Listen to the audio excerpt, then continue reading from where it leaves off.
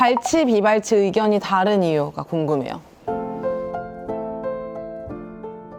이렇게 생각하시면 돼요. 집을 지으려고 상담을 갔을 때 모든 설계하는 그 건축가마다 구조가 다 달라지겠죠. 근데 이제 그 구조를 건축가 마음대로 결정하는 건 아니잖아요. 환자분이 어떤 걸 원해서 교정을 하고 싶다고 생각을 했는지, 첫 번째 그거 되게 중요하고, 그리고 실제로 그 환자분의 상태가 어떤지, 땅의 형태가 어떤지, 용도가 뭔지 이런 거에 따라서 설계가 달라질 수 있으니까, 치아 잇몸뼈 상태가 어떤지, 얼굴형이 어떤지에 따라서 달라질 수 있는데, 사실 또 거기에 또 주관이 좀 들어갑니다. 의사마다 달라지는 이유는 돌출을 정말 싫어하는 원장님도 있어요. 그런 외모가 고쳐야 된다라고 생각하는. 그래서 실제로 우리가 더 예쁘다고 생각하는 외모의 기준도 사람마다 차이가 있잖아요. 이 돌출의 정도도 사람마다 차이가 있고, 이거를 의사의 개인의 취향과 신념의 철학에 또 환자분의 의견과 철학을 같이 섞어서 조율하는 과정이 이제 우리가 계획을 세우는 과정이다 라고 생각하지, 우리가 집 지을 때도 도면을 건축사에서 주면은 이대로 할래요 말래요가 아니라, 저는 여기 방이 이렇게 조금 더 컸으면 좋겠어요, 화장실이 이쪽에 있으면 좋겠어요, 이렇게 할 수 있잖아요. 그런 것처럼 조율할 수 있는 영역도 있거든요. 물론 환자분들이 저는 절대로 이 생리 뽑기 싫어요 라고 하셔도 안 됩니다. 안 뽑으면은 좋은 결과를 만들 수가 없습니다 라고 말씀드리는 경우도 있어요. 또 어느 정도 절충이 가능한 경우도 있습니다. 그럼 보통 발치, 비발치를 논할 때는 틀어지거나 공간 마련을 위해서 입이 튀어나와서 그 입을 넣고 싶어서 그러는 경우가 많을 것 같거든요. 그런데 원장님 말씀은 발치를 하지 않고도 타협을 할 수 있는 방법이 있다라는 말씀이신 건가요? 어떻게 공간을 마련해요?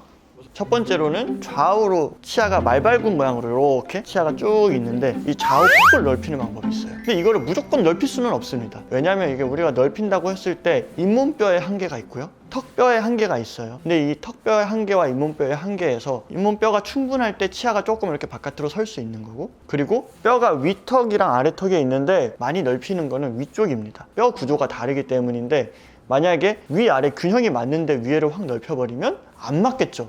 그렇게 하면 안 됩니다. 근데 자리가 좀 부족했는데 뼈 그 위아래 균형이 안 맞아요. 위에가 좁아. 그러면 위에를 넓히는 선택을 할 수가 있겠죠. 그 원인이 그렇다라고 하고 문제가 있다고 생각하면은 그 문제를 해결하면서 균형을 맞추면서 치아 자리도 만드는 선택을 할 수가 있고요. 또 한 가지는 공간에 비해서 치아가 되게 큰 분들이 있어요. 주차를 칸은 똑같은데 큰 차 막 트럭이 들어와야 되고, 그럴 때는 차 사이즈를 줄일 수가 있죠. 치아도 우리가 이갈이가 있거나 이갈이가 없더라도 어릴 때 치아가 나왔을 때 모양과 성인이 됐을 때 치아 모양이 좀 달라요. 아이들의 치아는 처음에 나올 때 영구치도 약간 이렇게 굴곡이 있고 모양이 있습니다. 성인 나이가 드실수록 치아가 다 평평해져요. 왜냐하면 우리가 쓰면서 갈리기 때문이에요. 그리고 또 이갈이가 있는 분들은 자면서 이를 갈아서 뾰족했던 송곳니가 납작해지기도 하거든요. 근데 이렇다고 우리가 아픈 게 아니잖아요. 그래서 우리 치아는 겉면에 단단한 구조가 있고, 그 두께의 일정 부분은 살짝 다듬어줘도 전혀 우리 치아의 건강에 문제가 없고 아프거나 시리지도 않고요. 어느 정도의 한계가 있습니다. 치아 하나의 옆면당 많이 해봤자 0.2mm, 0.3mm 정도 최대로 잡아요. 1cm에 1mm를 생각하고 1mm에 0.23이라고 생각하면 아주 작은 양이기는 해요. 근데 그게 우리 입 안에서 치아가 위에 14개가 있는데, 또 앞니만 해도 6개인데 그 사이에 0.2mm, 0.2mm씩 그 사이사이를 하면은 그 생각보다 큰 도움이 됩니다.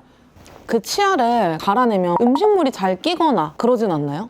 특히 앞니 사이 같은 경우는 오히려 끼릴 공간을 줄이는 효과가 있죠. 우리가 블랙 트라이앵글이라고 하잖아요. 사실 교정 오시는 환자분들 치아가 아주 가지런하게 있는 경우가 오히려 더 없거든요. 약간 이렇게 겹쳐있던 치아를 펼쳐서 예쁘게 만들었을 때 사이에 잇몸이 꽉 차지 않는 경우가 있어요. 그런 경우에는 이렇게 블랙 트라이앵글이 생길 그 모양에서 약간 그 옆면을 살짝 다듬어서 그 블랙 트라이앵글을 줄일 수 있는, 그래서 저는 치아 사이즈를 줄이는 방법도 쓰고요. 세 번째로는 뒤에 사랑니가 있을 때는 사랑니를 빼고, 혹은 어금니 뒤쪽에도 공간이 있다면은 그 뒤쪽으로 어금니가 뒤로 좀 들어가 줄 수 있는 양도 조금씩 있습니다. 그렇게 세 가지 방법을 쓰는데, 이것도 누구에게나 똑같은 게 아니에요. 그래서 정밀 검사 하시면은 그 분석 과정에서 이분은 어금니 뒤쪽에 공간이 좀 있어서 뒤로 1, 2mm 정도 갈 수 있다 없다, 치아 사이즈나 치아 모양에 따라서, 치아 모양도 사람마다 똑같지가 않아요. 사이즈도 다르지만 모양도 다른데, 그 모양과 사이즈에 따라서 치아를 조금 다듬었을 때 더 좋을 분들이 있고, 많이 다듬으면 안 될 분들이 있어요. 그래서 그걸로 만들 수 있는 공간도 사람마다 다 다릅니다. 그 모양에 따라서 한 3, 4mm 이상 만들 수 있는 분이 있고, 한 1, 2mm만 만들어야 되겠다 생각하는 경우도 있고요. 아까 입천장 넓히는 것도 위아래 균형이 이미 맞는 분한테는 넓힐 수가 없는 거죠. 모든 것들을 체크를 해서 치아를 안 뽑고도 되겠다 라는 결론이 설 때도 있고 아무래도 치아를 뽑는 게 낫겠다라고 결론을 내릴 때도 있습니다.